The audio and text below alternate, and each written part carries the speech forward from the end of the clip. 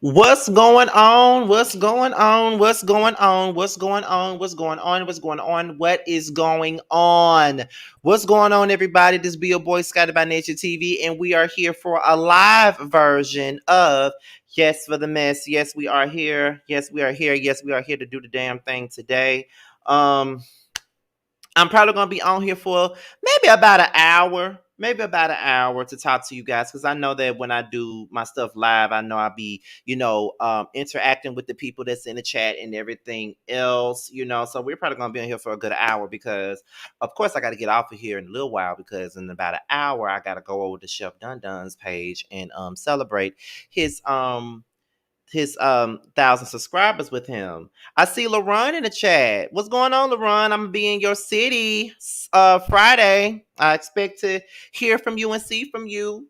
Not hear from you and see from you, but I expect to hear from you and see you Friday. I'll be in Houston on Friday. What's going on? So let me speak to everybody in the chat. I see Chef CC. I see Janae Martinez. What's going on? Creative Ambitions. Anitra G Fit. Morgan. Okay. Marie, Donna B, of course, LaRon. LaRon, hit me up in my DMs on Instagram because I think I did DM you the other day. I don't think you seen it. So just hit me up in the DMs. Like, you can go ahead and hit me up like right now since I'm on live or whatever. Because I think I did hit you up. I don't think you've seen it, but I think I hit you up recently, if I'm not mistaken. I think I did. So yeah, so go ahead and hit me up so we can set some up. I definitely want to see you. Let's see. T Gabrielle, what's going on? Inez Martin, what's going on? Okay. Delicia, what's going on? That was you that I just saw? Anitra G Fit, that was you? That I just saw at Kroger? Was that you? Miss Y, what's going on, you guys? What's going on? What's going on, everybody? What is going on? We are here. We are here. We are here.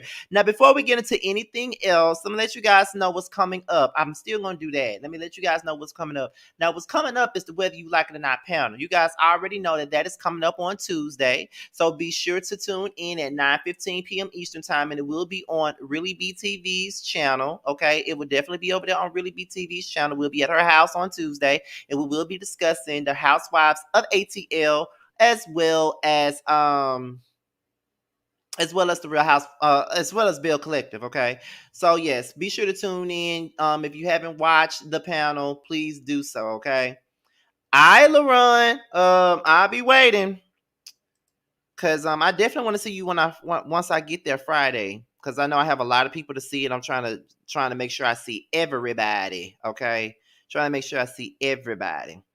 Okay. So let's see how y'all doing today. We got 52 people in the chat so far. We got some things to discuss, okay? And yes, I will be reading you guys' comments, or whatnot. I definitely will be reading y'all comments. I definitely will be interacting with all of you guys. So while y'all up in the chat, feel free to speak your mind and opinions, okay? This is a safe place. I'm not gonna curse y'all out. I'm not gonna do none of that. Like, we may disagree on some things, we just might, but I'm not gonna curse you out. I'm not gonna disrespect y'all and none of that just because I disagree. Okay.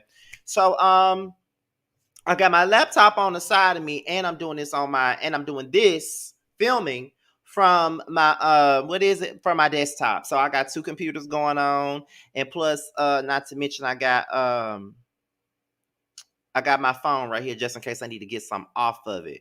Okay, so with that being said, y'all, we finna go ahead and get into what we're here to talk about. Because like I said, we got a couple of things to discuss right about now. It's 53 of y'all up in here, and I know how my lives go, honey. It just be depending on what we talking about and all of that stuff. But I know everybody gonna tune in as time goes on. So we're gonna go ahead and get into the first topic of today, and that is Diddy and JD. Okay, they will be doing a versus battle, honey. Okay, they will be doing a versus battle. And I got something over here on my laptop. It comes from complex.com. And we're gonna go into it and we're gonna see what they had to say, and then we're gonna start discussing what they got going on because I'm very excited about this. I'm definitely excited about this upcoming versus battle. I think we're gonna discuss a lot with that. So based on Complex, They said that Diddy and JD have agreed to go head to head in a hit for hit battle after suggesting that it wasn't going to happen earlier this year. Now, you guys know that the rappers and Dupri's business partners, Brian Michael Cox, went live on Instagram to announce the event. And it will not be a versus battle. They said, now since we ain't fucking with versus no more, since they fucking around with our boys, we don't need to be going against each other. Diddy said in the clip below, let's come together and do that bad boy so deaf thing in Atlanta. It ain't no versus. It's just a hit for hit. So from what they saying is, it's not a versus battle. They said it's not a versus. They said it's a hit for hit thing. Now, so I guess what they're saying is it's not a versus battle. They're just gonna go on Instagram and do a hit for hit type of thing. Okay, so that sounds like what they're saying. Now, what I'm gonna do is, since I got my laptop out here, we're gonna go into their production credits because first of all, before we even get into this, if this was a real versus, I want to see what you guys think. Now, put it in the chat. Who do y'all think would win a versus between Diddy and Jermaine Dupri? I want y'all to put it in the chat right now on who y'all think will win. Would it be Diddy or JD? I want to see it right now before I go into their production catalogs right now. Who do y'all think would win in the versus battle between Diddy and Jermaine Dupri? Who will win? I want to see it right now. Put it in the chat so we can have us a conversation. I see a lot of JDs. I see 3 Diddies. Okay, let's see what we got here, y'all. Let's see what we got. I see more Diddies, okay? I see another Diddy. I see a JD. Okay, it seems like it's a close race right now. Up. Don't you forget about it. Okay, I see that. I see it. I see more JDs, okay? I see more Diddies. Oh my God, okay. Y'all, the Diddy people are coming through. Come on, y'all. Tell me who y'all think will win a versus bet. I want to see more names. More people.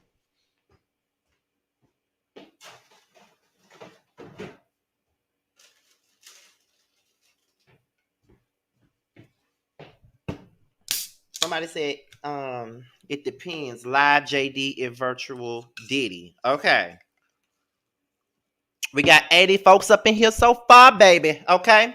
So let's get into it. So we're gonna get into Jermaine Dupri's stuff. Okay. I'm gonna tell y'all what he got, and I'm gonna call out the songs that he probably gonna play. So we got Jump by Criss Cross. Okay, we got Jump by Criss Cross.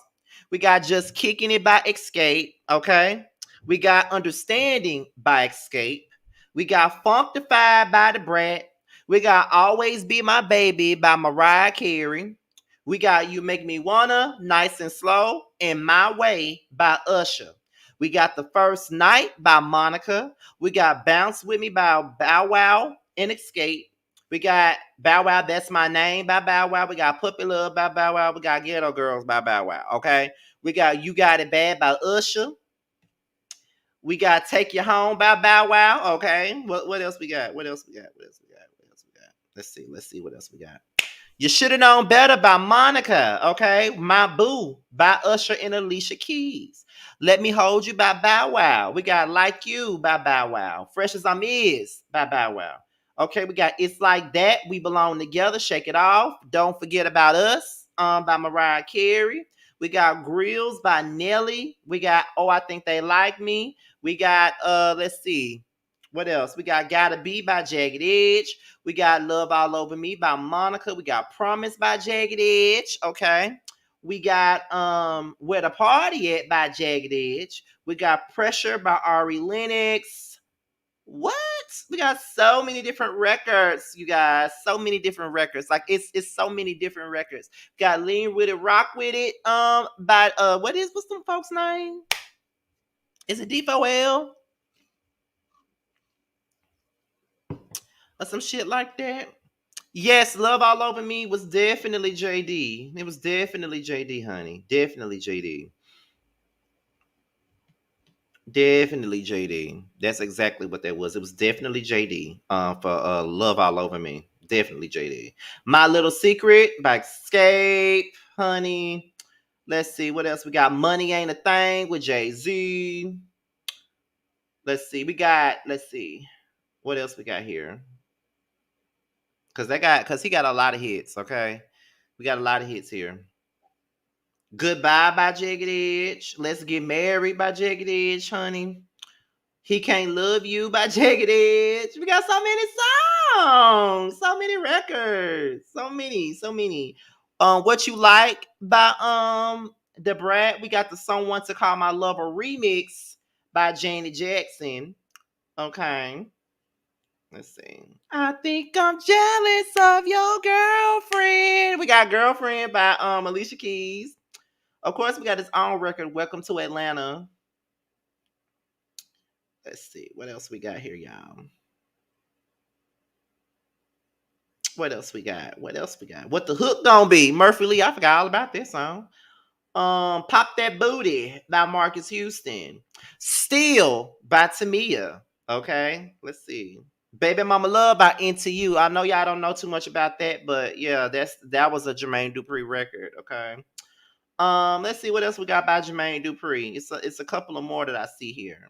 Every Time the Beat Drop, which don't nobody care about that song at all. We got Is It Call on Me by Janet Jackson and So Excited featuring Kaya. Yes, it's a lot. I think I might have put a little in it. We got that. What else we got? Baby Don't Go by Fabulous. That's another Jermaine Dupri record. So that's a lot of Jermaine Dupri songs. So we're gonna go ahead and we're gonna get into Diddy. Okay, we're gonna go into Diddy. Let's get into Diddy's production credits. Cause y'all know Diddy got some classics. Diddy got some classics. I know everybody ain't no fan of Diddy, but Diddy got some classics. So we got to get into Diddy. It's 83 people up in here. Please be sure to like the video as you come into the building. You know, like I said, we know that Diddy got some classics, so we got to go into his production stuff. Yes, indeed. Let's see. Let's get into it. Okay, because I'm on Wikipedia, y'all, so it's helping me out. Let's get into it. So the first record that Diddy ever produced is "Come and Talk to Me," the remix by Jodeci. I know a lot of folks don't know that, but that was the very first record he produced. Okay. We got "Reminisce" by Mary J. Blige. "You Don't Have to Worry" by Mary J. Blige. We got "Big Papa," "Juicy," "Who Shot Ya," "One More Chance" by Biggie. We got the whole My Life album. Okay, the whole Marry My Life album, and there's no point to even go into that. We got You Used to Love Me by Faith Evans. Soon as I Get Home. Ain't Nobody. Okay. We got the whole Total album, pretty much, except for Kissing You. What else? We got MC Light. Who rocked the party that rocks the body? I rock the party that rocks the body. You rock the party that rocks the body. Okay, we got that. We got Hypnotized, More Money, More Problems by Notorious B.I.G., honey. Okay, and you know that whole No Way Out album is just everything. All about the Benjamins. I'll be missing you. Can't nobody hold me down. Can't nobody take my pride. Can't nobody hold me down. Oh no, I got to keep on moving. Okay. We got Victory. We got Been Around the World. Okay. Let's see. We got Honey by Mariah Carey. Honey by Mariah Carey. Okay, we got LL Cool J, Something Like a Phenomenon. Something Like a Phenomenon. Then we got Mace. What is it? Bad, bad, bad, bad boy. You make me feel so good. Bad, bad, bad, bad boy. I wouldn't change you if I could. Then we got the other Mace song. Tell me what you want from me. Take a look at when you see. Let me know it's right here. Something you can have for years. Tell me what you want from me. Take a look now when you see. Let me know it's right here. Something you can have for years. Okay, what's up? What else?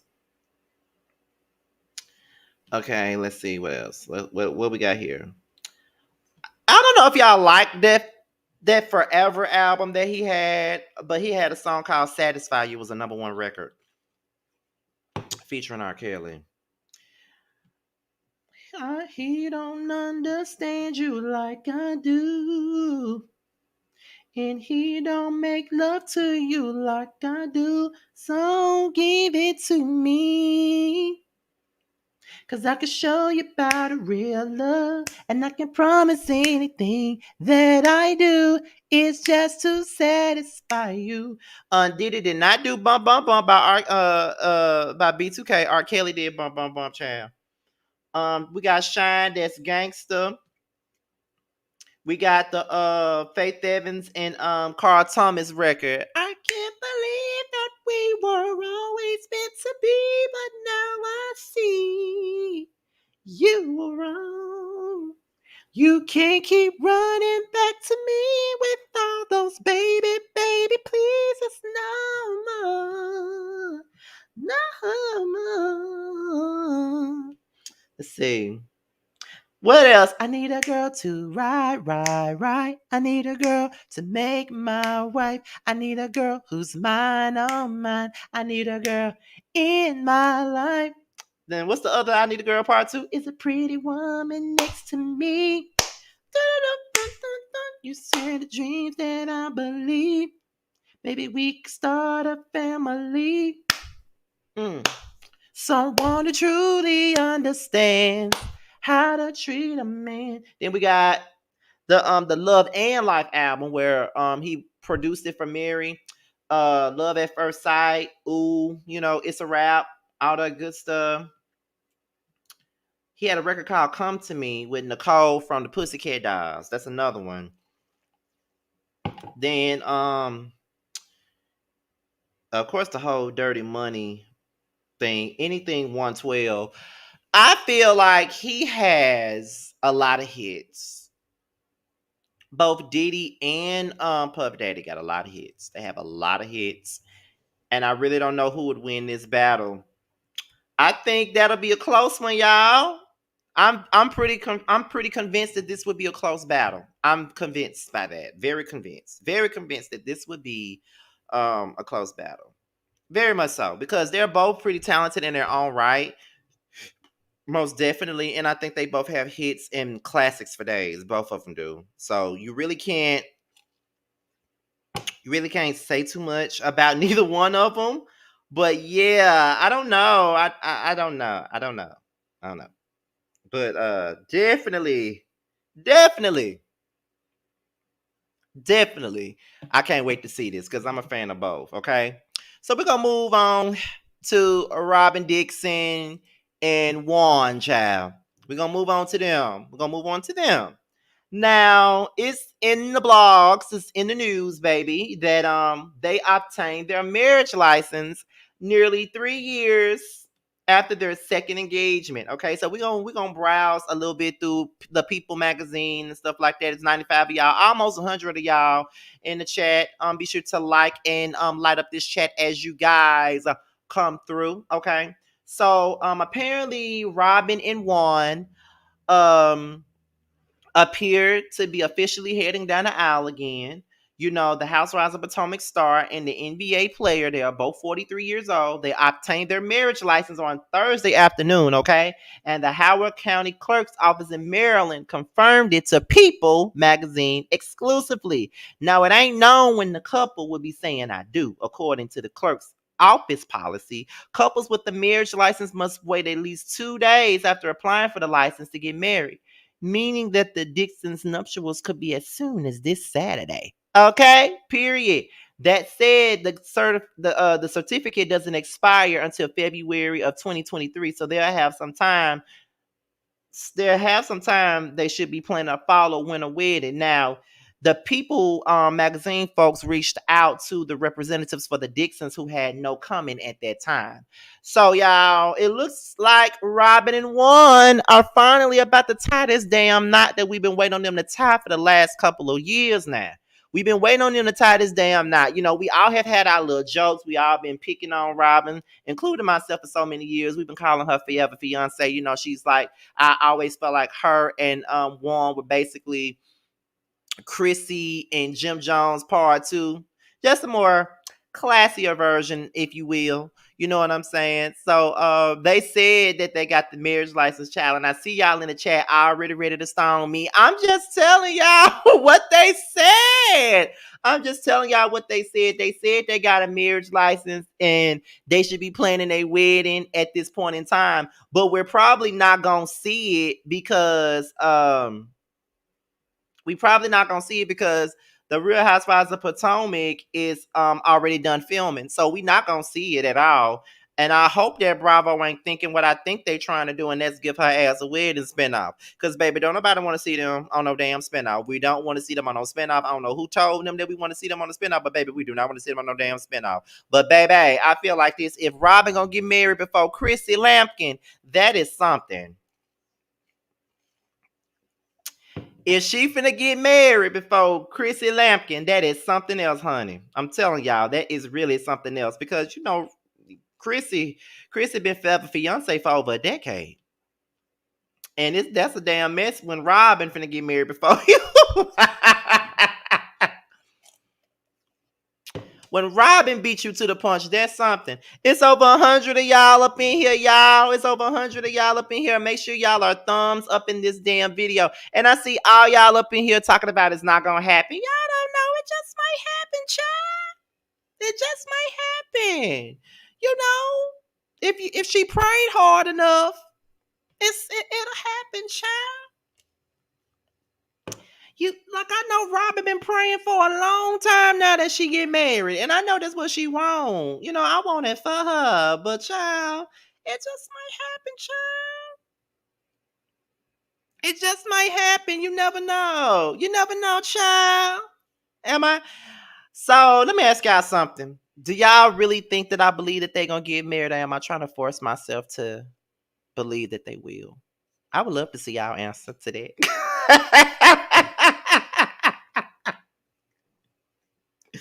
I would love to see y'all answer to that question. Do y'all think I really believe that they're going to get married, or do y'all think that I'm just trying to force myself to believe they're going to get married? I just want to know what y'all think of what my reaction is.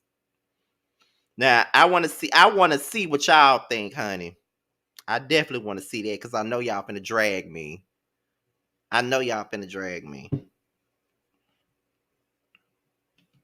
But with them having his marriage license, Michael weeps. Michael weeps, okay? Michael is weeping, period. Because he already lost his beard. And now he's gonna lose his man. Child, that is something. But I lost a man before too. So Michael, I feel your pain. I feel your pain. I do feel your pain. I feel your pain, Michael. I know how it feels to lose a man. I know how it feels to lose a man. I done lost plenty of them. I done lost plenty of men. Not y'all saying it's just my imagination once again running away with me. It was just my imagination. That's what y'all saying. Listen, I wish Robyn nothing but the best. You know, I wish her nothing but the best. I want her to just do her thing and be married and, you know, be Chrissy to the punch, honey. Somebody got to get married. Somebody got to get married. Somebody got to get married, child. Somebody got to get married. Somebody do. You know what I'm saying? Somebody got to walk down that aisle, honey. Somebody do. For real, for real. Somebody got to walk down that aisle. And we've been waiting on Robyn to walk down that aisle for a long time. We've been waiting on it. We've been waiting on it. It's just what it is. We've been waiting on it. And somebody got to walk down that aisle, baby. And it is what it is. Let me see what y'all saying in the chat. I mean, let the bisexuals be happy together. Not let the bisexuals be happy together. This would be the most lavender marriage we've ever seen. Bitch, not lavender. Baby. What the fuck y'all talking about? Lavender. Y'all better tell me what that means, baby. Y'all better tell me what that means. We told Robyn to stand up, and she said, She said, I'm fine in my chair. I guess it worked out, baby. Mo Media, I guess it did work out because she done got that marriage license, honey, and we can't tell her nothing. We definitely ain't gonna be able to tell her nothing. But Michael, you weep, baby. You weep. You finna weep like Ariana Curry is over Sheree, child. That's what he finna do. He finna weep like Ariana, baby. That's what I do know. That is what I do know. You weep, Michael. You weep. Definitely, you weep. Listen, Nikki. Listen, Michael gonna be at that damn wedding. Congratulations. I thought it would have been me.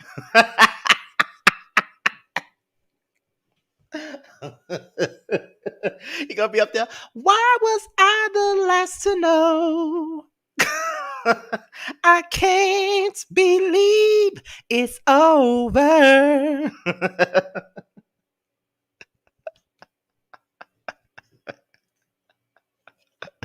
Let me stop. Let me stop, child. I don't want to sing too much in these videos because you know the people do not like it when we be singing, when us content creators be singing in these damn videos. I just be having fun because I know I can't sing. I know I can't, but I just love to sing. But I don't want to sing too much. I don't want to turn these folks off because you know they get mad when you sing too much, baby. So let me just shut the hell up while I'm ahead. I'm just having a little bit of fun today. You know what I'm saying? Just having a little bit of fun. Even though I'm tired as hell and I've been having a lot going on, I'm just still having me a good time. You know, I just want to have a good time while I'm giving y'all the tea live. You know what I'm saying? That's all I'm trying to do. That's all I'm trying to do right about now. Let's see. Okay, so we're going to go ahead and move on to the next thing. We're going to go ahead and move on to the next story. And the next story is R. Kelly. Okay. Mr. Keys to the Ignition, the Pied Piper, you know, that's who next, child. Now, as you guys already know, Rashona Landfair, who is Sparkle's niece, the girl that was in the video with him, who first testified, well, when the first case came out in 2008, she did not want to testify against him. She said it wasn't her in the video, so that's why R. Kelly was able to be set free because of that. Now she's on the stand at this point, and she is now testifying against R. Kelly. Now I made this live at the last minute, so I don't have the tweets to post, but I will read the tweets to you guys so you guys can know exactly what's going on. Okay, you guys? So that's what we're gonna do. So I want all of y'all participation in this particular topic. Is already 120 of y'all up in here. I need everybody's participation. I just want to know what everybody think. And then not only are we talking about R. Kelly, but we're also going to talk about Sparkle too. Yes, we're going to talk about that because we kind of touched on it last night on Boys Night Out, but we're going to really talk about it today. And, you know, I'm going to give y'all my unfiltered opinion up here. You know what I'm saying? Because, you know, when I'm hosting the panel, I want to give everybody else a chance to talk. So we're going to go ahead and we're going to get into all the tweets because the person that did the tweets, he was sitting up in the courtroom. So he basically let us know what was being said. Okay. So here's what was said. The tweets go like this.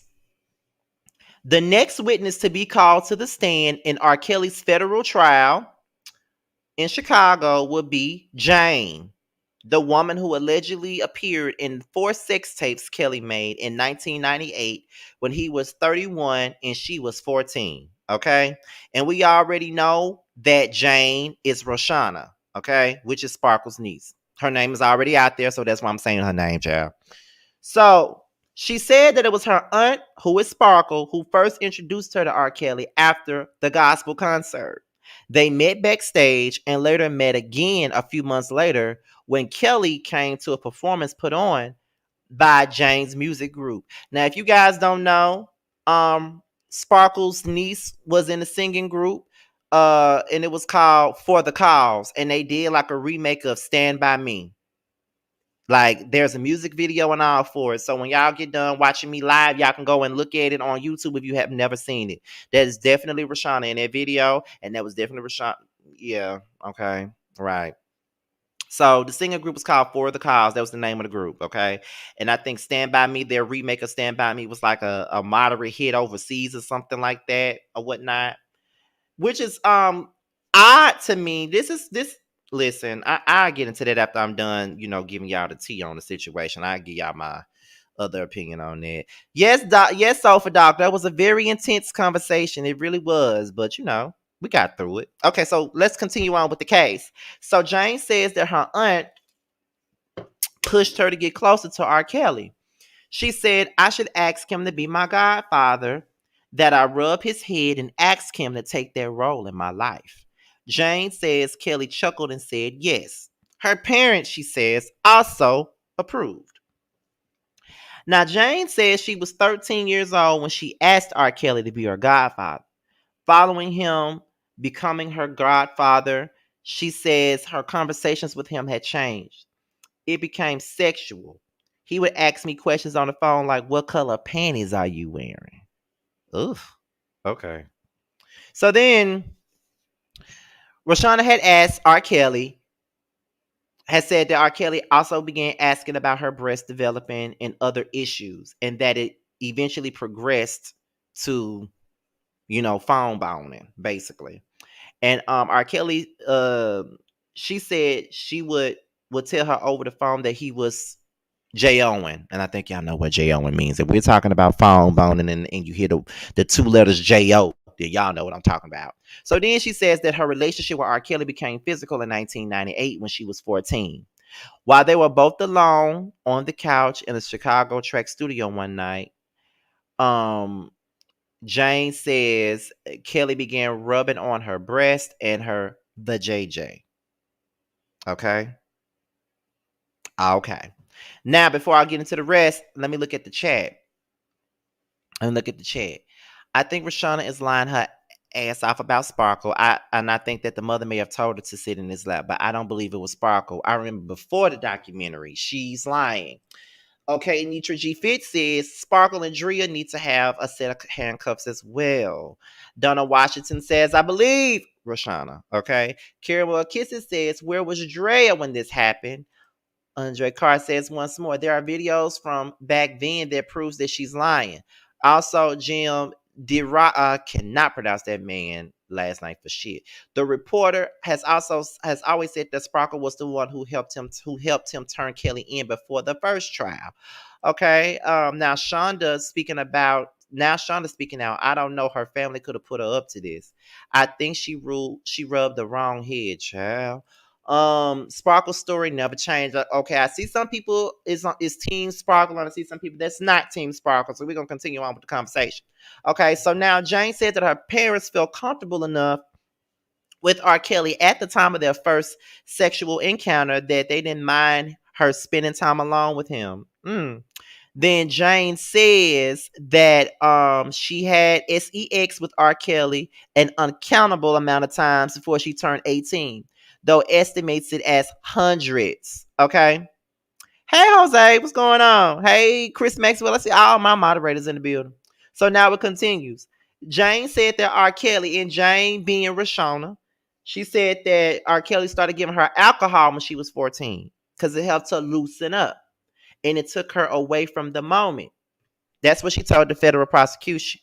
Then she said that Jane also alleged that R. Kelly encouraged her to bring other female friends into their sexual relationship.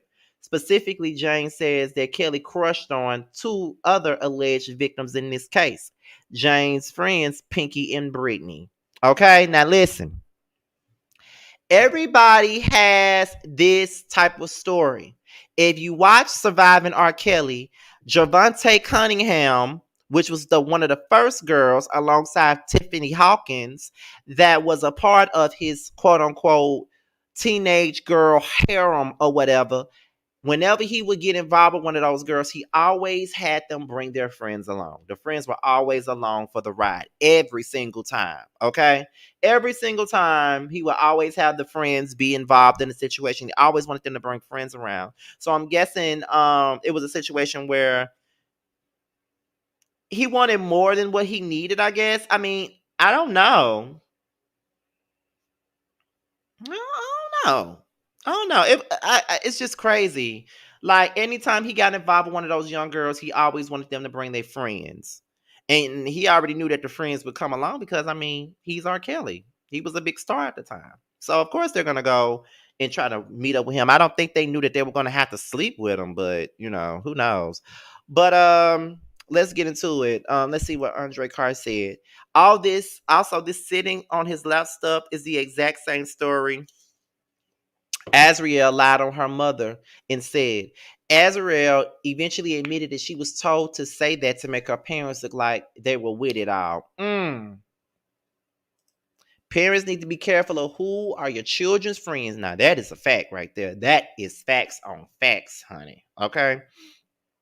Let's see. Now, Jane says that she was between the age of 14 and 16 when she began to have sex with Pinky and R. Kelly together. However, she says they stopped after Jane found out that Kelly was seeing Pinky outside of their mutual sexual encounters. Jane says that she broke up her friendship with Pinky over this.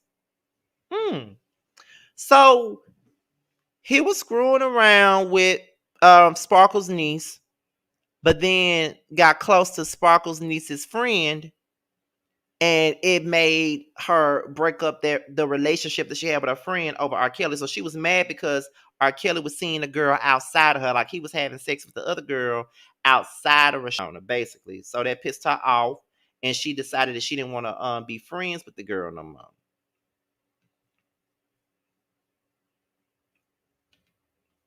That's something else. That's something else, child. That is something else. Oh my goodness, that is something else. Oh my goodness, this is too much. It's just too damn much for me. Too much. Let's see. Caramel Kisses says, I wonder where his kids were at the time. Also, wasn't it weird for them or R. Kelly? For them, if R. Kelly messed with them too, I wouldn't be surprised if he did. I don't put nothing past nobody. Let's just be honest. I don't put nothing past nobody. Period. I don't. The whole thing is crazy. Where were the parents? I believe Sparkle knew. Oh my goodness. Okay. So then Jane tells prosecutors her sexual relationship with R. Kelly became somewhat normal due to her viewing him as an adult authority figure due to her genuine affection. He told me that he loved me and that he would protect me, and it made me feel good. Then they was like, why were you willing to do these things? Okay, why were you willing to do these things? Prosecutors asked Jane. Then Jane responded, again, I was in love with him and I was submissive, so I went along with it. So she went along with it. Shout out to my good friend Tremel. What's going on, Tremel? That man nasty, and so is his teen child. Okay, I definitely agree. I always felt that Sparkle knew, and she is the one who leaked the tape. Nobody wants to talk about that either. That's weird. Yes. Then, okay, so Jane also confirms that R. Kelly began videotaping her engaging in sex acts with him from the time that she was 14, and I felt uncomfortable, but adds that she went along with it because he was an authoritative figure over me, and I didn't feel comfortable saying no. Then, if Jane confirms it's her on 4 alleged sex tapes at the center of this case, it would be a reversal of her testimony before an Illinois grand jury in 2002. At that time, when R. Kelly faced 21 child porn counts in Illinois state court, Jane denied that it was her in the videos. Then Jane said she thought that she was giving him something that he wanted in making the sex tapes. This was a relationship, and these are normal things that happen. Jane said, answering to prosecutors as to why she agreed, as to why she agreed to be videotaped if she felt uncomfortable. Mm, this is a lot, y'all. Like, this is a, that, mm-mm. Uh, y'all, y'all. Okay. Let me go to Twitter and see if there's any more tweets because I don't know if the neighborhood talk posted all of them. So we're gonna go back and we're gonna see if there's any more tweets. Okay. And I think there is more tweets. Okay. So y'all, let's continue. Let me go back. Let me go back here. We're gonna go into it. Because there's a lot to talk about here. There's a lot to talk about, y'all. This video might end up being longer than anticipated, honey. Let me see what y'all saying as I look through these tweets. I think Sparkle was messing with him first. She introduced him to her niece. He started messing with the niece. Then Sparkle got jealous and upset, then turned on him, lock them all up. Okay. Sparkle's niece is not telling the whole truth. I do believe that she's lying on Sparkle because she spoke up before the parents did. I think Sparkle stopped working with R. Kelly when she found out. I think so too, Donna. Think about it. Sparkle lost everything and she never took a dime from anyone. Not R. Kelly, not movie producers, not the record companies, not nothing. When Sparkle found out, she tried to put an end to the nasty, nasty. That is true now, because I remember that. She was the first one to come out. And then they were saying that she wanted money and shit. Like she eventually she most definitely got called out for trying to look for a moment. She definitely got called out for that. Definitely, honey.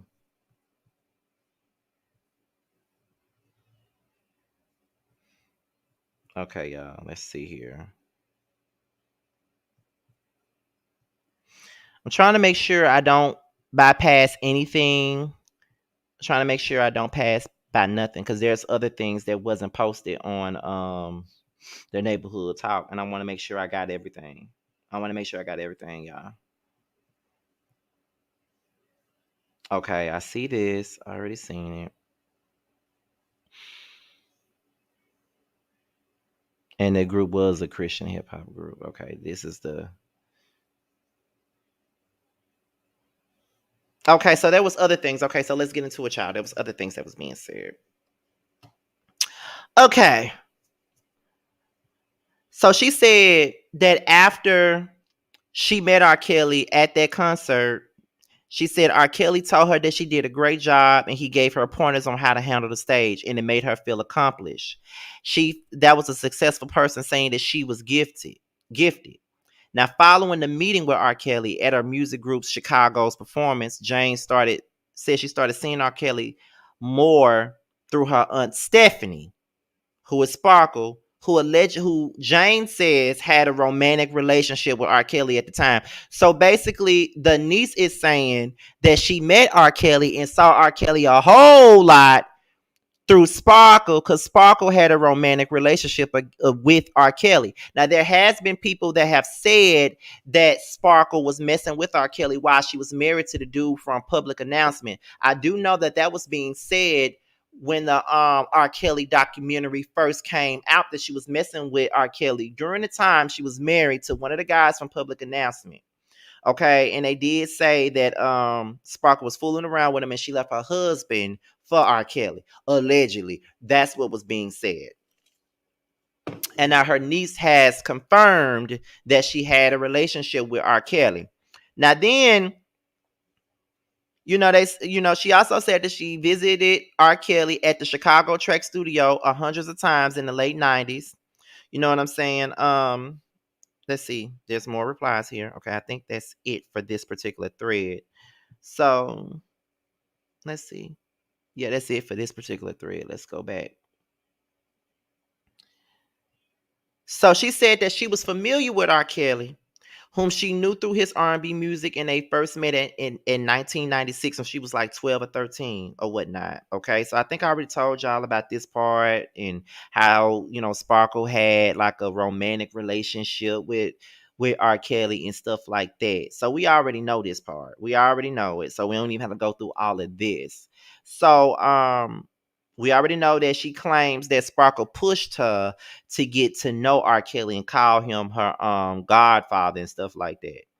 So let's get into this. I think this is it right here. Okay. So then after that, she said, Jane says that she had multiple encounters with Britney and R. Kelly together when both girls were under the age of 18. Now, as with Pinky, she said that she broke off her relationship with Brittany when she found out Brittany had a relationship with Kelly that excluded her.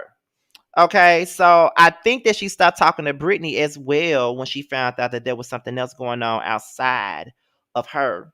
So then she also said that her parents felt comfortable enough with R. Kelly at the time of their sexual encounter that they didn't mind her spending time alone with him.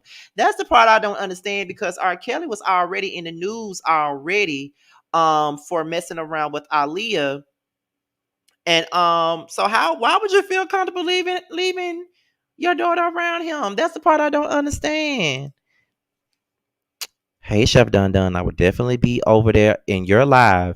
I'm ending my live in a little bit, but I definitely will be over there in your live. And we talked earlier, and I'm definitely gonna have a drink. I'm not even gonna take no shot. I'm definitely gonna have a drink. I'm gonna drink for you, okay? Like, I'm gonna actually have a drink. I'm gonna fix my drink before I go and come over there and celebrate with you and all of that other good stuff, okay? Just had to let you know that since you're in here. But but yeah, but I'm just like, how the fuck? You know what I'm saying? So let's see what else we got. She said usually she would go to R. Kelly's like basketball gym, and it would be like a weekend thing. And she was describing how she and R. Kelly would coordinate sex while she was underage. Okay, 7:45, right? I got you. I got you. I got you done done. You know I got you. I got you done done. She said that her parents would sometimes take her to Kelly's home in Chicago and thought of it as spending the weekend at my godfather's house. Girl, really? Now let me take a break from that and look at the chat real fast, okay? Sparkle did not leak the tape. Jim said he was the one who showed Sparkle the tape, and she broke down. He says he's always believed Barry Hankerson, Aaliyah's uncle, was the one who leaked the tape. Now that is something to think about. Sparkle wasn't messing with him at all. Sparkle's ex-husband was still a part of R. Kelly's payroll after Sparkle identified her niece on the video. Everybody turned on her when she spoke out. The members of Public Announcement talked about Sparkle being married to one of their group members during a Vlad TV interview. Blast the workers too, but Jane is stretching the story. I'm surprised this girl testified that she lied and said it wasn't her years ago. Just like her niece, Rashonda Landfair, the niece's dad, brother, and mother were all on his payroll up until 2019. They felt comfortable with the grown man with their daughter. Okay, they all knew. So now, Scotty, think about it. No parent will be comfortable after that. She said that to make her parents look innocent and Sparkle look like the bad guy. Rashonda mama knew everything that was going on. That's why I don't understand why Sparkle gets all of the blowback. I don't. Jane says that she had, okay, we already know that. We already know this part, so I already read this. Okay, so we already know that part. Okay, so let's go ahead and get to something else. Okay, let's see. Because there's more to this, y'all. Okay, I think that's it with that tweet. Okay, okay. Okay, so that's the end of that part. And then what else is there? Because it seems like it's a whole lot of the same, because there's a lot with this coverage, and now I feel like I definitely got to keep covering this story now, because I see all of y'all are really into this and stuff like that, and I just might let y'all call in. I got to be gone by 7:45 though, but I just might let y'all call in.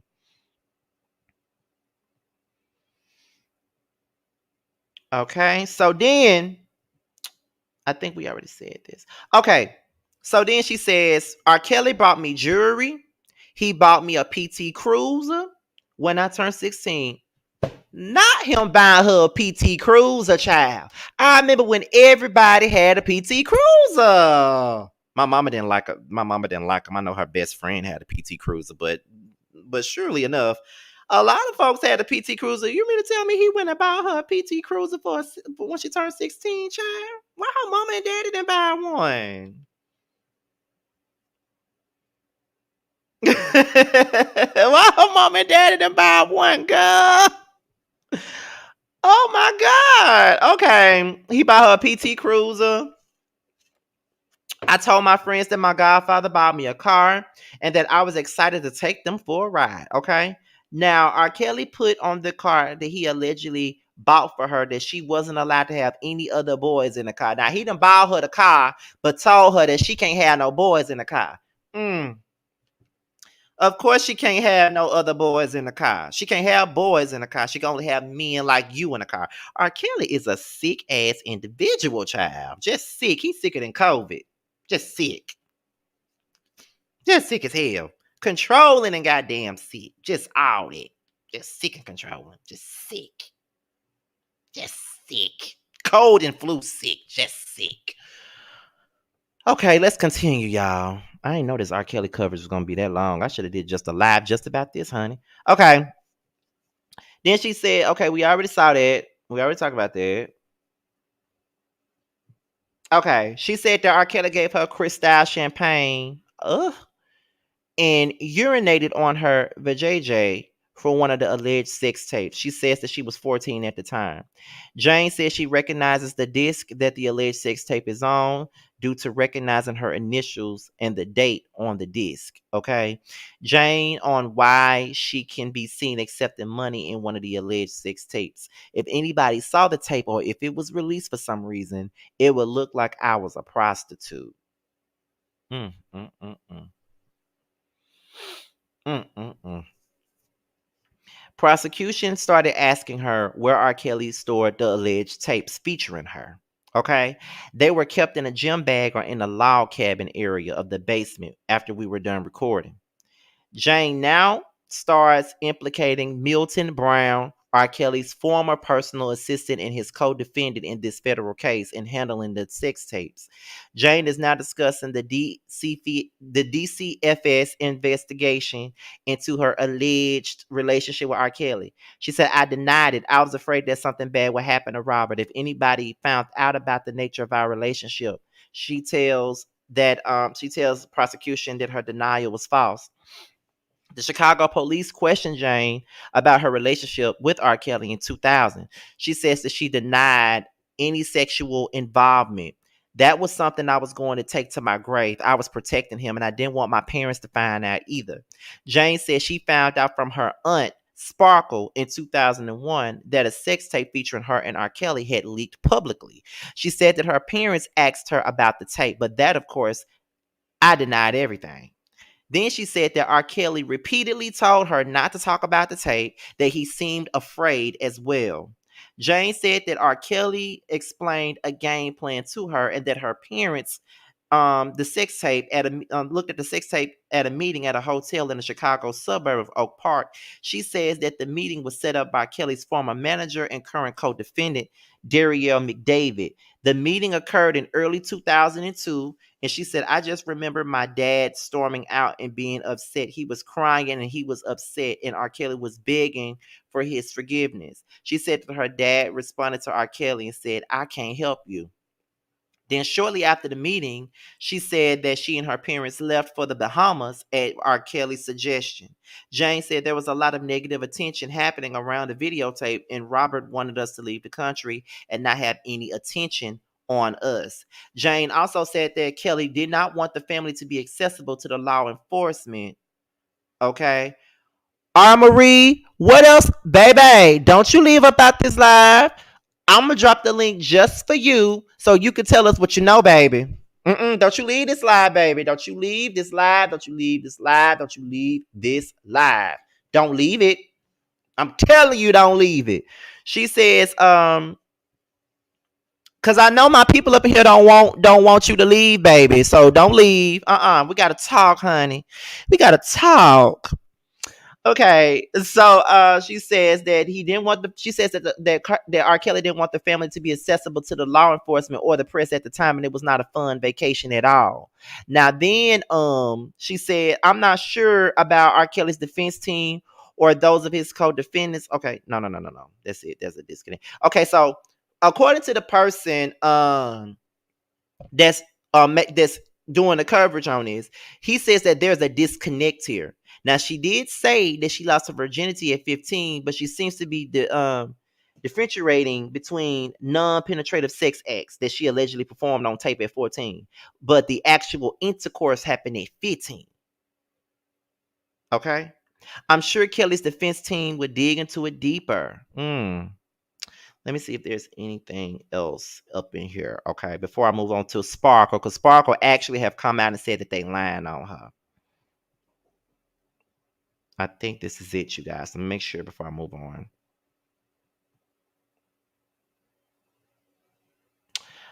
Okay, wait. Okay, I think that this is it. I think that this is it. And we can move on to we're about to go ahead and move on to Sparkle in just a second. So before we go on to Sparkle, this is another thing that was saying. Let's see, where is it?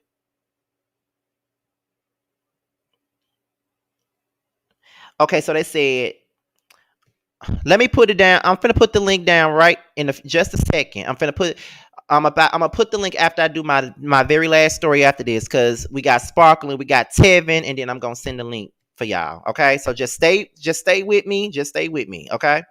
So she said that R. Kelly controlled her life as an adult and asserting that Bunjean challenges by pointing out that Kelly paid for her college education.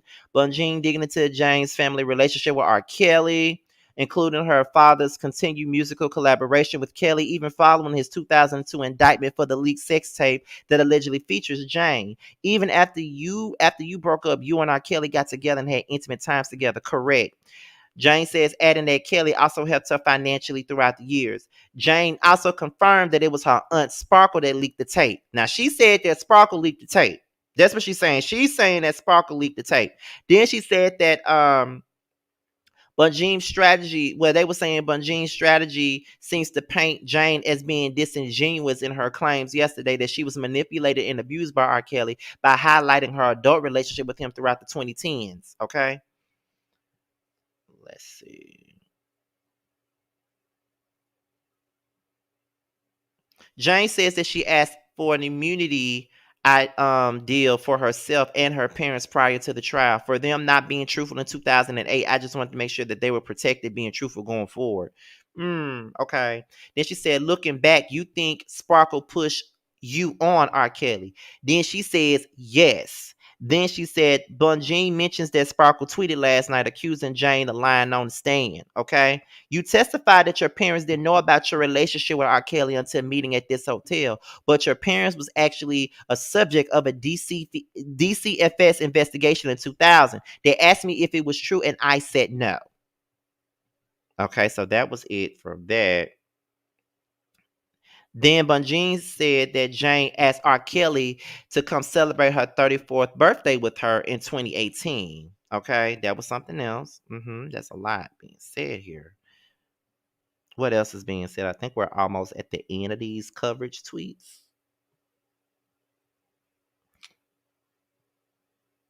Okay, so they say you told an assistant state attorney that you didn't know if R. Kelly had relationships with young girls. But Jean claiming that she's caught Jane in a lie between this trial and her statements are preceding it.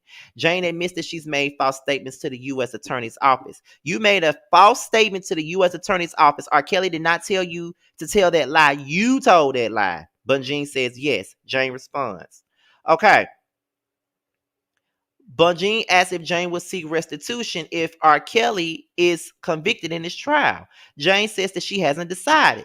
Bunjean alleges that Jane knew that she could ask for restitution if she wanted to, but before Jane could respond, prosecution calls for a sidebar. Jane says that she asked for an immunity deal, okay, for herself and her parents prior to this trial for them not being truthful in 2008. I just wanted to make sure that they were protected being truthful going forward. Looking back, okay, we already talked about that part. Okay, so these tweets are getting very confusing, you guys. Very confusing. Let's see.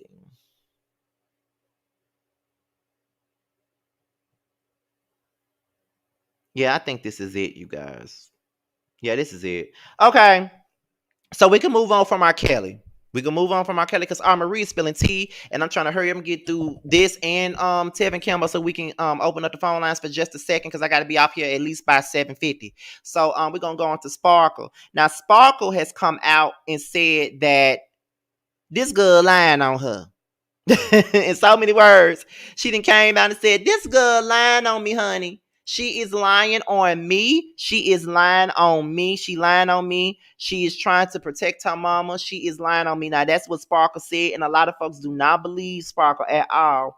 But I've always been team Sparkle in the situation because she was the one who put it out there. She was the one who said that was her niece on the tape. She been said it. So I mean, I don't know. But someone said, "Are you the aunt who had that child rub R. Kelly's head? Please say it's not you." That's what someone said on the neighborhood talk. And Sparkle responded with, "Absolutely not. I cannot help the lies told on me under oath at that. Because your mama mad at me because y'all were forced to testify." Okay. And if you look at them comments, people are definitely going in on Sparkle. Okay. So Sparkle went live and did a video, and this is what she had to say. My Bluetooth speaker is ready, y'all. Let's get into what she had to say, y'all. Context. I'm letting those who really know, support, and love me know that this is a family feud. Yesterday was a day I didn't think I'd ever see. Nevertheless, at this point, I'm pretty much prepared for anything. After I learned my niece was cooperating with the investigators, I prayed and I thanked God. Also, I did some thinking, as I often do, throughout this whole process. Asked myself, if I were them, what could be said that legitimately make this make sense and spare them from crazy? My answer is nothing. Knowing that there's no right answer to explain their ongoing actions and years of support for Robert once learning about that tape, the clear plan is to try to take me down because I've been so vocal. I knew that there was some anger and resentment because of my stance, which is why I'm like, okay, they're going to handle it their way, and I'm going to handle it my way. And I was thinking, one day, my niece will be older and will have a real heart-to-heart conversation. And there's no expiration on this concept, but I'm very clear that day ain't close. I know us speaking privately and candidly to her, it looks like betrayal of her mother. But now being an adult, I was hoping she was closer to being more independent thinking at this point. Yesterday, my niece absolutely doing the will of her mom. This is another form of the terrible decision making of her mom. And in my opinion, the unfortunate continuing allegiance to Robert. As the youngest of the group, and all I've ever known was family and community.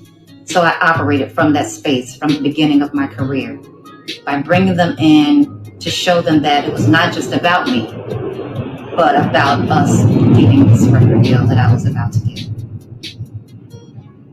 We were a gospel group just years prior, so me thinking about them for them was partly programmed in me. All I knew. Again, because Robert was given the opportunity to have his own imprint record label, I introduced my sister, my brother-in-law, and my niece to Robert at CRC Studios in '97 in hopes of landing my niece a career as an artist in this industry. Not a concert, as she testified. I didn't stop there. I asked Robert to check out my brother-in-law, who played the guitar, and other family members in hopes he'd assist them with their musical careers as well. I'm saying this again to say not all that you heard yesterday from my niece is true. I don't want to hinder this legal process, I don't, but to testify that I had my niece sit on Robert's lap and rub his head and have her ask him to be her godfather is an absolute fucking lie. You all cannot imagine the hurt that comes from pain caused by the people that you live and are willing to die for. Another lie. Robert and I were never in a romantic relationship. Never. To show you sabotage is a highly priority within them. If Robert and I were in a romantic relationship, you and your mom was cool allowing you to start a relationship with him? Again, no right answers for their actions. This journey of mine, I started with the greatest of intentions, and all I've gotten from it is hell. This is not how we were raised, and it has fucked up family names, relationships, and to death, allegedly. Enough is enough. I've endured being not believed before, so my niece's false statements don't bother me as much as her mindset and willingness to tell the lies. I'm certain it's from her mom, certain. But she's now old enough to start bearing some level of responsibility of her actions. I love her more than life itself, so this is all I'm going to say regarding her and her mother, unless I have to. Woo! All right, y'all. So that was Sparkle with that very touching speech that she said on the neighborhood talk. And I'm inclined to believe her just a tad bit. Now, any other commentary on R. Kelly and Sparkle will be done in just a second. So I'm gonna put the link down in the chat. But as I put the link down in the chat, so you guys can give y'all thoughts, because I got to be up out of here in about 15, 20 minutes. We're gonna go on to the very last topic of the day, because we're gonna save the Sparkle and R. Kelly commentary for damn, I got a premiere going on. We're gonna say the Sparkle and Sparkle and R. Kelly commentary for after this. So we're gonna go on to the very last topic of the day, and that is Tevin Campbell. Okay, that is Tevin Campbell, honey. Okay, now Tevin Campbell, my boy Tevin Campbell, has come out of the closet. Okay, he has shared with people. He did a recent interview where he says that he's embraced his identity as a gay man. And he also broke down why he could not come out sooner, and what does it mean for other Black queer R&B stars to thrive. Okay, and he said it makes him so happy how far he's come in life. There's a lot of child stars that don't make it in this world, and a lot of us do. And the fact that I've been embraced, okay, he says that everybody has embraced him. But I ain't really gonna go into the entire argument, into the entire article rather. But I'm just gonna say I'm glad that he did. Living is true. I mean, but the thing that's annoying me is that people keep on saying, we already knew, we already knew, we already knew, we already knew. Yes, we already knew about it. Yeah, we knew from the very beginning. I mean, when I saw him performing on Apollo, tell me what you want me to do. I looked at an old video of him performing at the Apollo, and of course I could see the queen in him even back then. But let's not be dismissive to his whole journey. It was probably hard for him to really come out and say that. I mean, he comes from a time where being homo was very taboo. People like Luther Vandross never came out the closet. People didn't really know that he was gay until after he died, but people suspected it, and people been saying that he was anyway. You know what I'm saying? So it was nothing new to nobody. And then, even Freddie Jackson, people were saying Freddie Jackson was gay for many, many years, and he still ain't came out the closet, because I still think his ass is gay. That's another story. But one thing about it, I'm glad that Tevin has come out the closet. I'm glad that he has decided to live in his truth and accept it. You know what I mean? Armory, the link is in the chat, honey. Go on and click it. But yes, I'm glad that he's decided to come on out and do his thug thizzle and live his life. Like, you know, nobody got time to be sitting up here, pretending to be something that they not. You know what I'm saying? So shout out to Tevin Campbell, because guess what? Don't nobody care about you being gay, because they all gonna continue to sing "Can We Talk" every time they play it in the club. So don't nobody care, child. Like I said, I'm just happy that you are living in your truth, and I'm glad that you are out and about and happy with yourself. That's all that really matters. Okay. So with that being said, y'all, I'm gonna go ahead and open this thing up. I see somebody already backstage right now. So and that's Janae. I'm gonna let her up. And other than that, R. Marie, if you in this chat still, please click on this link. I'm gonna put it down once again so you can come up. Okay, so let me let Janae up right now. Okay, and there she is. So Janae, what you gotta say, girl? As far as like the Tevin Campbell stuff, I'm happy for him. Um, I know it was very hard for him to do because people have judged him for years. Um, Now, of course, it was easier for people like Sir Elton John and Sir George Michael to come out because Yeah. yeah, okay, we just gonna leave that where that's at. Right. But I don't care if he's gay. So what? You like a man, okay? As long as you keep singing, "Can We Talk?" Okay, "Brown Eyed Girl." As long as you keep singing my hits, I don't care what you do and who you do it to. Exactly. That's nobody's business. What he chooses to do in his bedroom is nobody's business. Period. Okay, that doesn't stop him from making hits. Cause like you said, gay or not, if they play his song, people gonna stop doing what they doing, talking about "Can we talk?" You And know. that's it. And that's it. And this whole situation with R. Kelly, Scotty, I'm tired. I'm tired. I'm so tired, like a dehydrated weave. I'm tired.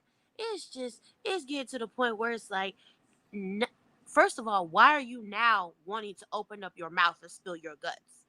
And Mm. and why should you get a deal? You lied in court. You lied under oath, and you lied on federal documents. Go ahead. Go ahead, Janae. Janae, you still there? Oh, okay. Okay, Marie. Now you was baby. Listen, now I saw you in that chat the entire time I was reporting this stuff, and it seemed like you had a lot to say. And I'm very interested in what you got to say and what you may know. So please let us know what you got to say, because it sound like, baby, it sound like you was getting frustrated listening to the stuff that was said. So please Can let you us. hear me? Yeah, I can hear you good. So Okay. please let us know what the tea is, which whatever you can let us know, cause and I think Janae want to know too. So baby, I do. what is it that had you getting flustered, child? I'm finna shut Okay. my damn mouth up and go on mute. This gonna be good. Okay. I was get look. So I'm from Chicago, obviously. I have personal knowledge of a lot of this stuff because first of all, I went to Kenwood Academy. So when I went to Kenwood, I was part of our choir, which is concert choir. And at the time that the tape came out, I was a freshman. So when the tape came out, it was a big thing at school, but I had already met R. Kelly through our choir director. And Mm. it's coincidental that I met that we've all anybody who went to Kenwood will tell you. And I think Ashley went to Kenwood. Ashley Miller, I know you know her. She know like all the choir kids. We had a choir director. His name was Kenneth Lennon. And if y'all Google Mr. Lennon right now, he's passed away, but he's a registered sex offender from Chicago. He was a choir director for Kenwood Academy, and he's the one who was really chummy and friends with R. Kelly and introduced him to all of us as students, and really pushed some of the students, the ones that I kind of feel like he identified as the more vulnerable type girls, to be mentored by R. Kelly. So that's where my knowledge comes in from this, because me and my friends, and these people I've been friends with for 20, 30 years, we've been to the Olympia Fields house. Like our senior dish day was at R. Kelly's house. A lot of activities happen at R. Kelly's house, and a lot of people know this. Like, this is not secret information. This is like well-known information. People in Chicago know R. Kelly used to throw a back-to-school basketball tournament every year that students used to go to, and it used to be a thing. Like, so people know this stuff. Like the security guards and all that, they used to mess with the students, and they used to be with R. Kelly. R. Kelly used to be parked in front of the girls' entrance to the school in a black Escalade almost every day. He used to be at our lunch breaks at McDonald's and Hyde Park almost every day. So this is not new information to anybody. Girl, they said he was always at the McDonald's at the High Park. They said that. Continue, child. He was. So when I say like this, all of this is common knowledge. So with the situation with Sparkle. So, specifically, Sparkle didn't have a bad reputation prior to the R. Kelly situation. Prior to her speaking out, she didn't have a bad reputation. Sparkle was a background singer. She did a lot of background singing work in Chicago. Her family were like gospel musicians. So, specifically, my church, I went to a mega church in the city, and a lot of people will know it if I say it. If they're from Chicago, I went to Apostolic Church of God. She was a background singer that used to come and perform at our church a lot, and her and the family members, the Landfairs, they all were musicians that performed with her. So when Sparkle says that she introduced her family members, all the musicians of her family, to him, and that's how they got involved with R. Kelly, that is actual and factual. She is the person. She had already got her record deal. She was working with him. She was background singing. She never had a bad reputation. When she found out about that sex tape, she's the one who identified it. She was brought down to the police station on 35th in Michigan. It's the police headquarters, and they brought her down to identify the tape. Now, the tape was released not by Sparkle. It was released by one of the girls that used to deal with him. She stole the tape. She gave the tape to a Chicago Tribune That reporter. Lisa Van Allen girl. Yeah, That's who it is. they call her Scoop. That's Scoop. So I met Scoop when I was 14 or 15. And she was like, I think she was like 17 or 18 at the time. But Scoop was one of his girls. And she's the one stole the tape. She gave the tape to Chicago Tribune. A reporter saw the tape and he called the police. And Scoop told the reporter, like, Sparkle will be able to identify who this is on the tape. She knew it was the niece, and she knew that Sparkle was the only person who would identify and will be able to tell the truth. And Sparkle identified her. Sparkle, the day that I remember the day, it was so clear. I remember the day that all of this leaked to the news. We got to school. It was a normal day. The Escalade was in front of the girls' entrance. I had a couple friends that used to go dip off or whatever. He had a security guard named Jay. They went, got in a car. Me and my other friend, we got went into the building. Not 20 minutes later, they was coming into the building. We like, well, we thinking they gonna be gone all day. We normally would just be like, okay, they want to practice because we all play basketball. So we like they going to practice after school. We'll lie to their parents and tell them they went to practice. Whole time they got dropped back off. By the time our lunch period happened, then it was news all over the school. Like the news, Channel 7, Channel 5, Fox 32, Channel 9 News, they were all in front of the school because the sex tape had came out, the Chicago Tribune had reported on it or whatever else. And the security guard had dropped them back off at the school because I'm assuming that it was word from, I don't know if it was R. Kelly, I don't know if it was his attorneys or whatever, but he got word not to bring nobody to the house and dropped them back off at the school. So all of this happened, and then for a while they didn't go back over there for maybe like 2-3 weeks. But then after that, they was back. He was back picking them up.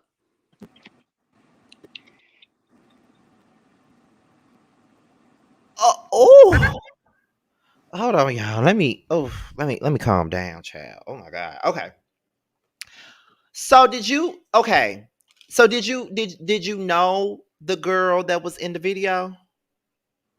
I've seen her since then. I didn't see her prior to the video. I saw her since then. She's been around. Like she been around for a long time. She not new to him, and at that point, I'm assuming she had been around for some time, but she was around up until he got arrested.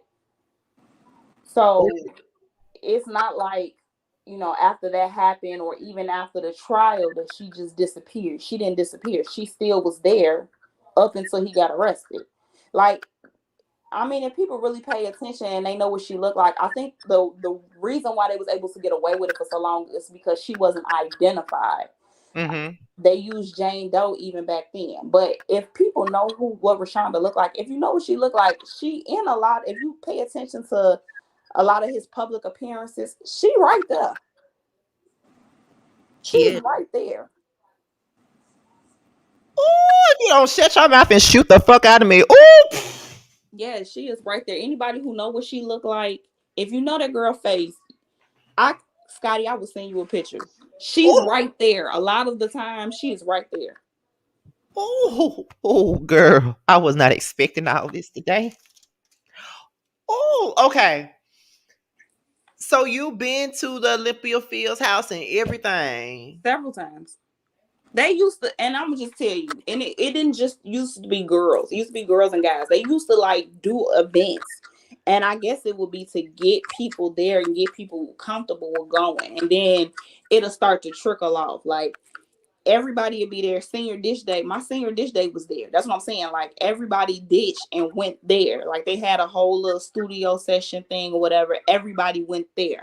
I first seen Neo in person at R. Kelly studio. Girl.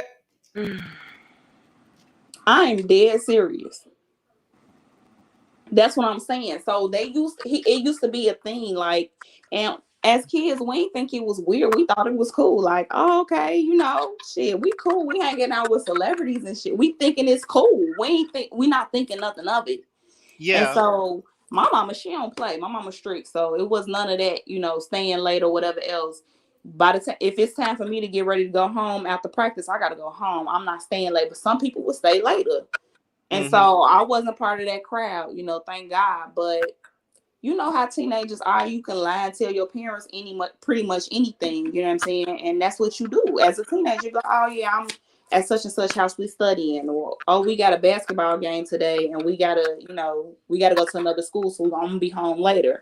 People was lying to their parents and telling them, whatever. Or people will go home and then sneak out once their parents were asleep. Like stuff like that. But eventually it started to trickle down. So it didn't used to just be it'd be everybody. And then it'd be less and less people. And then I'm assuming because I wasn't part of the girls that stayed, I do know a couple of girls that dealt with them, but I wasn't part of the girls. So I guess eventually it just ended up being those girls. And those would be the girls that they would come pick up. The security guard would come pick up. And then once, because my basketball coach, she was the dean of students. And I think that she kind of was paying attention a little bit. I think she knew, but she didn't know, but she knew. And she would start, making certain rules. Like instead of us leaving out the front door to go to lunch, we all had to leave out the back. So she would make rules like that, and I think it was to try to protect people. But all that ended up happening was the security guard would just pull the truck over into the Village Foods parking lot across the street, like in front of Pancake House and KFC, and then the girls would just get in the car there. Oh, girl. Okay. Because I know I'm supposed to be gone right now, but I do. Janae. Okay, so Janae, you up here because I know you want to get up here and speak now. Hearing everything that Armory just said, what is your thoughts on that? I've heard similar things. Armory, I don't know if you know, but one of the girls that went to R. Kelly's house, she does hair now, where I live at in Texas, and she said that he would fly girls out, and Mm-hmm. security guards would pick the girls up from the airport, and Mm-hmm. they would take them to the house, and they weren't allowed to go places. Like if they needed stuff, the security guards and stuff would go get it, and they weren't allowed to talk to their parents. If they did talk to their parents, that some of them would be like, R. Kelly would pay off some of their parents to keep their kids for like days on end or weeks on end. It's crazy. Mm-hmm. So I have to agree with what you're saying. I feel like you have no reason to lie. The receipts are there. I just, like I said, the only way a person can pull something like this off is that he had to have a team, and Oh everybody yeah. that was involved needs to be, excuse my French, son, Scotty. They need to be in a fucking cell. Yeah, and when Okay, I say he had a because team, when I know Kenwood Academy, I know my school was complicit. I'm not even gonna stunt. I love I'm my pretty sure school. he gave them money, gave them Yeah, a it love wasn't offer, just told that. them to It be was quiet. money. It was Exactly, concert money. tickets. It was access. It was like, Hmm. R. Kelly, I'm not even gonna lie to you. R. Kelly, it was a fucking god in Chicago. He I'm sure. really was. And he was able to roam free and do whatever he wanted in a lot of spaces because of his name and a lot of things he did. Like I said, like the basketball game, I heard the he had money half he gave back. Chicago Police Department in his pocket too. My cousins that live there, they told me that he was paying off police. And I believe that too, because it's not a, one thing I will say about Kenwood is Oh, Scotty, literally you gonna have a heart attack. Kenwood is literally a few blocks walking distance from the Obama's house in Hyde Oh Park. Lord, It's literally walking distance from there. big. That's the type. And at the time that I was in high school, not when I was a freshman, but about before I graduated from high school, President Obama was a senator in the state of Illinois, and he still was in that house. And that just should tell you what type of police presence is in that area typically. And so for somebody to be able to get away with what he was getting away with, this man was at McDonald's on a regular basis. This man Picking bought up girls. my freshman year of high school, Jersey Dresses was in. Oh It yeah, used to be a store in Hyde Park that was right down the street from McDonald's, because McDonald's, the location of McDonald's has changed. So anybody who went to high school around that time, they know it. McDonald's used to be on 53rd Street and now it's on 51st Street or 52nd Street. But we used to walk to McDonald's and it's right past this like urban clothing store called Tony Sports that used to be right there. And Jersey Dresses was a thing. For homecoming, he bought my whole crew white Air Force Ones and Jersey Dresses. My whole crew. I will send you a picture of all of us in these Jersey Dresses and Air Force Ones for homecoming, and he bought the whole crew. yeah. I heard that he used to pay for girls to get their hair and stuff done. Yep, we used But to get our hair that, done at Aggie yeah, Hills, which yeah. is down the street, and go on our lunch break. Mm-hmm. Yes, he did. Yes, he did. And we just thinking, oh, he the It's very coolest. Like, nice, but he little did he cool know as he was gonna. hell. Yes. And we thinking we got a homie that's a celebrity. How cool, like we just How thought it cool is was that? cool. Yeah.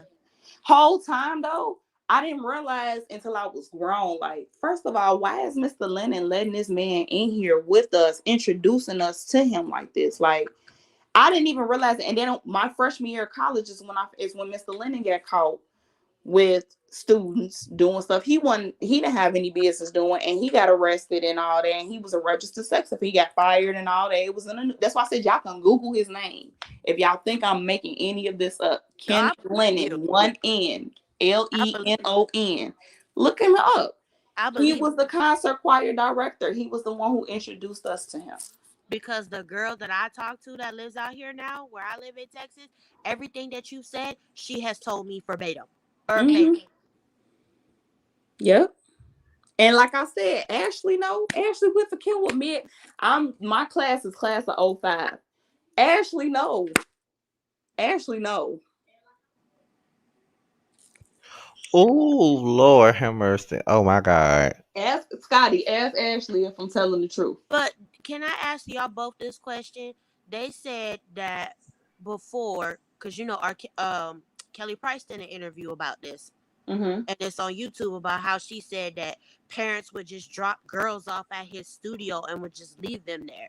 So knowing that, why would Sparkle introduce this man to her niece? Now, see, what I will say about that is I don't know that part to be true. Now, I've never seen as many times because the studio was in the house.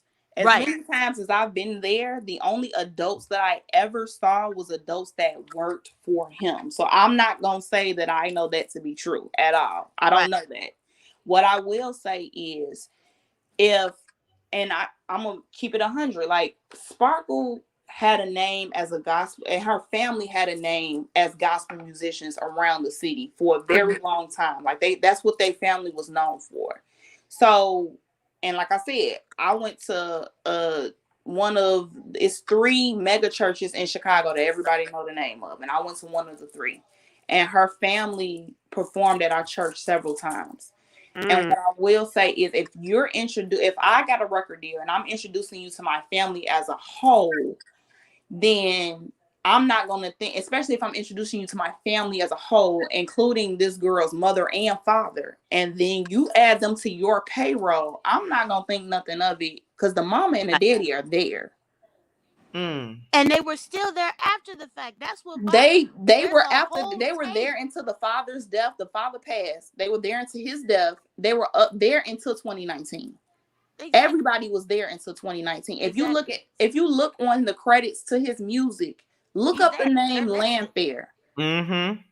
There, it's on the credits to the music, and the fact that they got credits on the music should tell you something.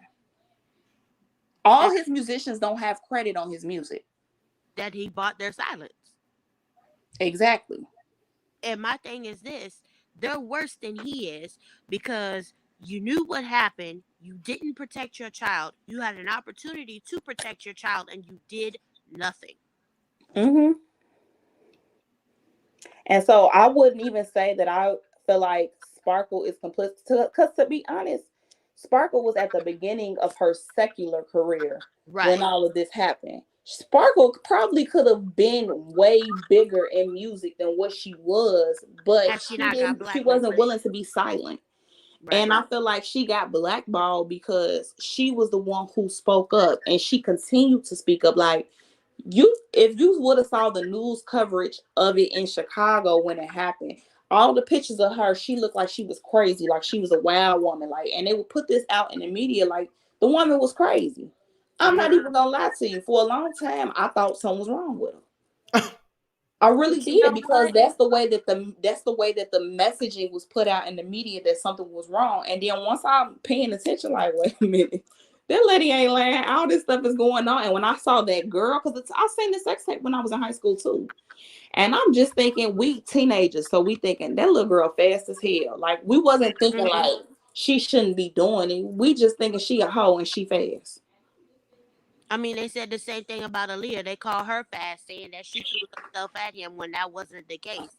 And Exactly. But it takes for you to get older and be like, you know what? that was The wrong. decisions I Right. made at 14, I wouldn't make today. And if I had Exactly. somebody that was an authoritative figure or authoritative figure over me, would I make the same choice? I wasn't exposed to that type of stuff. So praise God for that for my life. But everybody not that lucky. And so, and I'm thinking that now as an adult, if your mom and your dad is complicit and they standing around and they know and they allowing it to happen, because I can't say that she never told her mom and dad. I don't know. But I know that they saw that tape and they stayed after they saw Exactly. that tape. Exactly.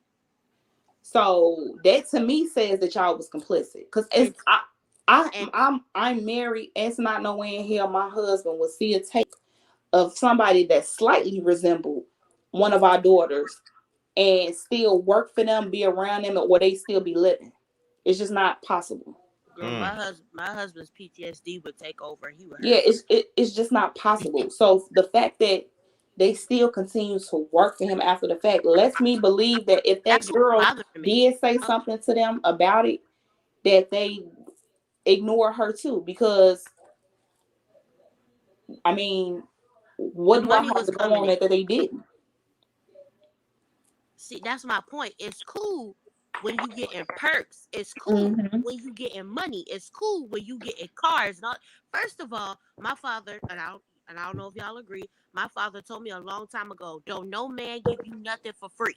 Mm-hmm. Okay, so if a man had pulled up and me being 16, okay, pulled up with a car and said, "Here you go," my father be like, you need to take them keys, sir, and get up out of here before you come up out my driveway full of hoes." Mm-hmm. Mm. I remember. I'll never forget it, Scotty.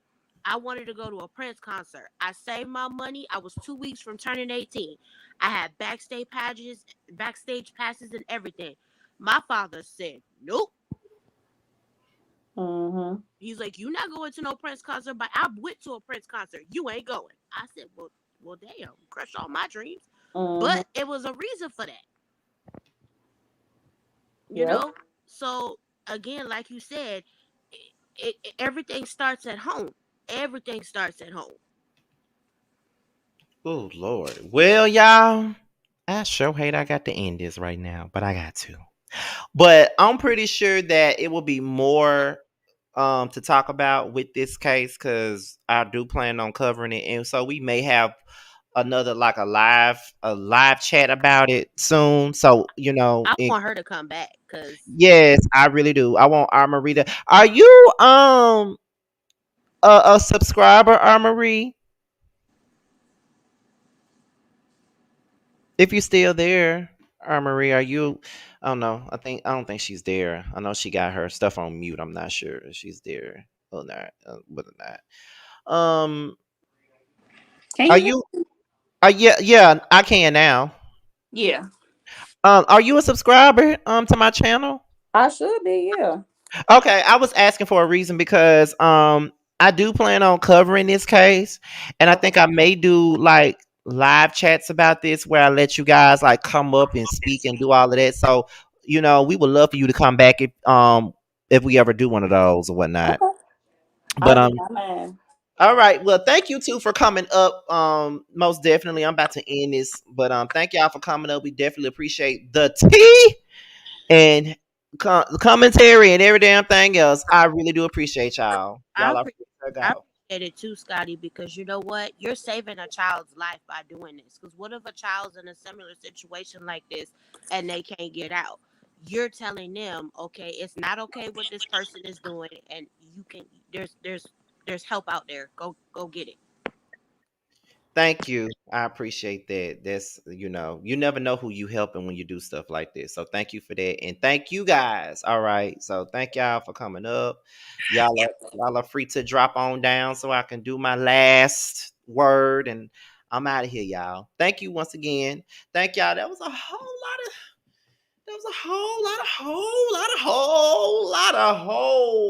okay. That was a lot. I should have been gone. Y'all, my bill collector review has premiered and every damn thing. So once y'all get up off of here, y'all can either go and catch me on Chef Dun Dun's channel because I'm about to go over there with him and celebrate his 1K subs, or y'all can go and watch my bill collector review first and then go over there because I'm gonna be over there for a while. But y'all, I appreciate y'all for tuning in. This was y'all's idea because I did ask y'all if y'all wanted this Yes for the Mess to be pre-recorded or live and majority ruled. Okay, please get that bot up out of here. As soon as I get ready to end it, this damn bot is in here. Get this bot out of here, y'all. Please get her out. Who if my mod's in here, please get that bot out of here. Oh my goodness. Hold on, y'all. Thank you. Okay, y'all. But yes, once again, I want to thank you guys for tuning in. We almost had 200 folks up in here, so thank y'all for tuning in, honey. I really appreciate all the support that you guys have been giving me. For those of you who are just now tuning in today, go on ahead and hit that subscribe button. You'll get more content like this. You'll get more reviews. You'll get more gossip. You'll get more live chats. These live chats are becoming favorites amongst the people. But I definitely agree, and I think I agree with everything our Marie said. Like this was a mouthful. She was actually in the vicinity of the situation, so she knows stuff that a lot of folks aren't privy to. Okay, so with that being said, y'all, like I said, if y'all are brand new people that's just now coming in, be sure to subscribe. Be sure to like this video, comment on this video if you catching the replay, share this video if you catching the replay, and also click on that notification bell so you can get more videos just like this and many, many others. And if you want to follow me on any form of social media, my Twitter, IG, and TikTok should already be down in the description box below. I'm about to head on over to Chef Dun Dun's channel for his 1K celebration, and I'm out of here, y'all. Until the next video, I'll talk to you guys later. And as I leave you guys, I will leave you guys with the promo from Nova Cosmetics. I'm out of here, y'all. Bye.